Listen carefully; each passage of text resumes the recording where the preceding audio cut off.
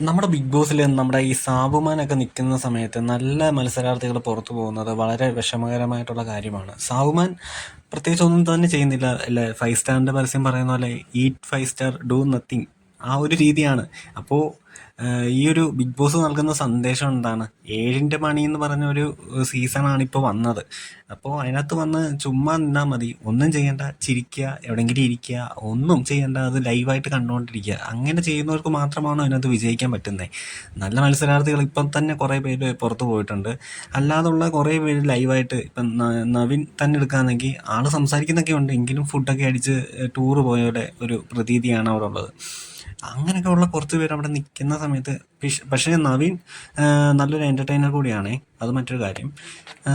പക്ഷേ ഇങ്ങനത്തുള്ള നല്ല മത്സരാർത്ഥികൾ മീൻസ് അവരെക്കാൾ അങ്ങനെയുള്ളവരെ കമ്പയർ ചെയ്യുമ്പോൾ നല്ല മത്സരാർത്ഥികളായിട്ട് തോന്നിയ ചിലർ പുറത്തു പോകുമ്പോൾ ഈ ഒരു എവിഷൻ പ്രക്രിയ അത്ര നല്ലതായിട്ട് എനിക്ക് തോന്നുന്നില്ല.